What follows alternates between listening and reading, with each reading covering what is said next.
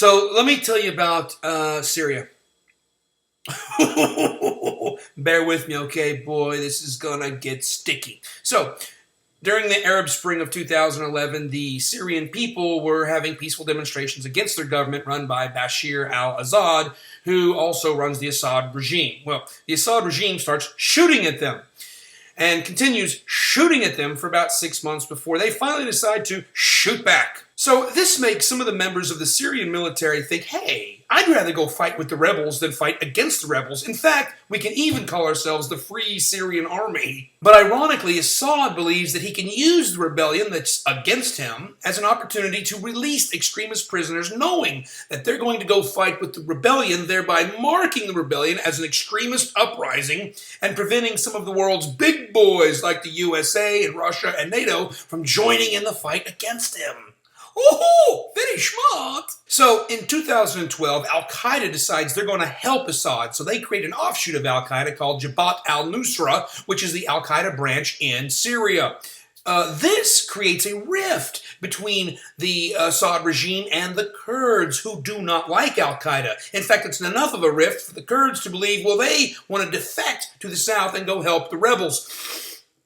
Well, not really the rebels, because they don't like the rebels, but they do like the Free Syrian Army, so they're going to fight the rebellion with the Free Syrian Army and sort of the rebels. So just for clarification up to this point, in the north, you have the Assad regime, and they're fighting with the help of al-Nusra, and they are all Shiites. In the south, you've got the rebels fighting with the help of the Syrian Army and kind of the Kurds, and they're all Sunnis, except for the Kurds, because they're Kurds.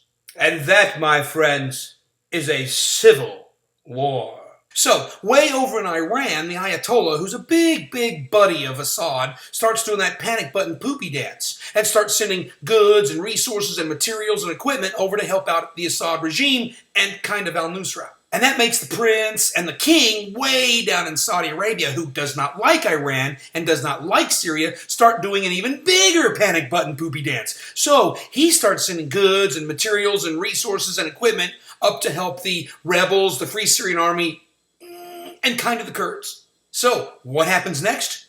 Hezbollah, an Iran-friendly, Shia-loyal, Sunni-hating extremist group from Lebanon, pop their heads up out of the sand just long enough to see that their buddy Assad is in big trouble. So what do? They come running over to help. So at this point, Obama, who's loyal to someone, creates a plan to help out the rebels. But then he realizes his balls haven't dropped yet, throws the plan away, and settles on telling the Saudi Arabians, don't help the rebels out anymore.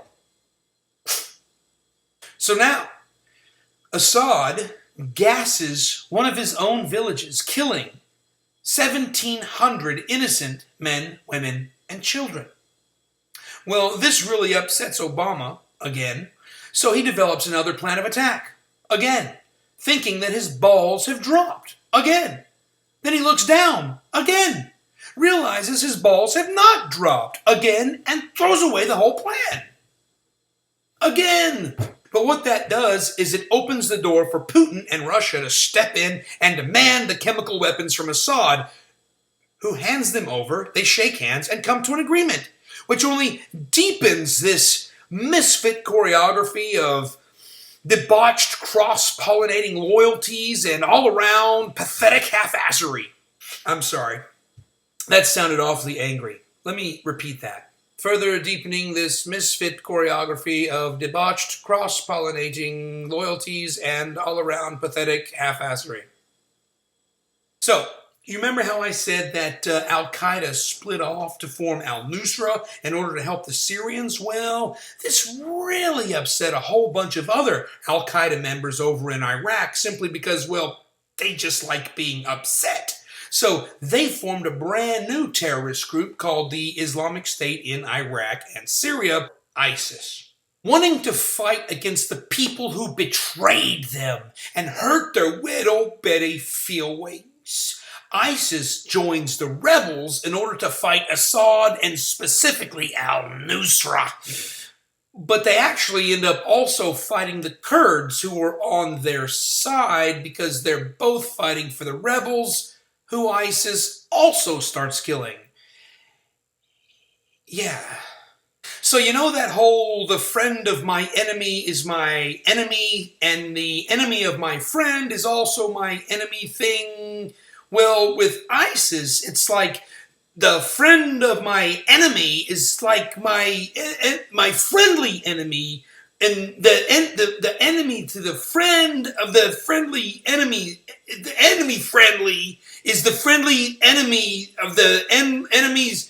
The friendly's enemy of the friendly. No. The friendly's enemy of the enemy's friend thing. Oh, look.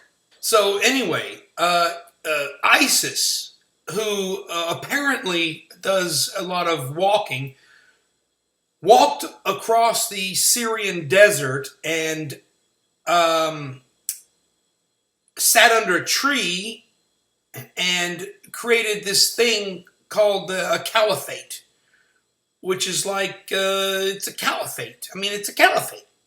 I mean, come on. They made a caliphate. There was like a tent and camels, or a camel.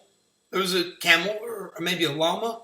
They looked like hippies, like in a desert environment. Open-toed sandals. So finally, Obama, somewhere between the 8th and 9th green, becomes determined to put an end to this situation. And here he comes with a head full of steam. Oh no, he just turned around and walked off again. I mean, the only contribution Obama actually made to this situation was by making fun of ISIS by calling them ISIL. Because specifically, what Obama does do is he sends the CIA in to train the rebels how to fight. But Obama's a very peculiar guy. He makes it very clear to the rebels he doesn't want them fighting Assad, who is their sworn enemy. He doesn't want them fighting Hezbollah or Al-Nusra or even the Russians. Oh no, he wants them fighting ISIS, and only ISIS specifically, who, as you recall, is on their side. It doesn't matter that they're killing each other. So along comes Turkey, and they start bombing the Kurds, who's fighting Assad. Nevertheless, Assad continues to lose ground against ISIS and the rebels, who are still fighting each other despite Hezbollah's best interests, while al-Nusra continues fighting the rebels, the new Syrian army, and the Kurds, kind of. Next, Russia starts bombing ISIS, but not really. They only bomb the Syrian rebels, which kind of pisses Assad off, but only sort of. So, while al-Nusra and Hezbollah continue fighting with the rebels and the new Syrian army and the Kurds and bombing each other, ISIS bombs everybody and nobody bombs ISIS. So the only thing left to drop on ISIS are Obama's balls. But Obama's balls won't drop because that dog just won't hunt. And you want to know what happened next? Nothing. That's it. That's the end of the story.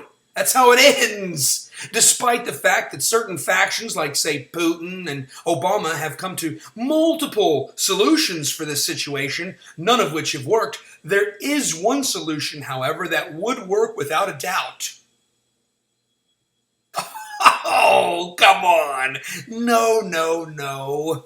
I'm not talking about turning the Syrian desert into a sea of glass with nuclear weapons. No. I'm talking about everyone suddenly donning a philosophy of tolerance and acceptance and peace and understanding. Oh, and respect. Yeah, that would work. That's the solution. At any rate, that's the situation that we have in Syria at the moment. I hope that this episode has served to clear things up for you so that things aren't quite as confusing. I think that the situation over there becomes very clear. No one likes each other. They all hate each other. They all want to kill each other. They're sending their refugees away. All those able-bodied young men fleeing from their country and their homes and their families. Anyway, I'm getting tired of this episode. It's gone on for way too long. I am the layman. Comment, subscribe, like, share. Peace out.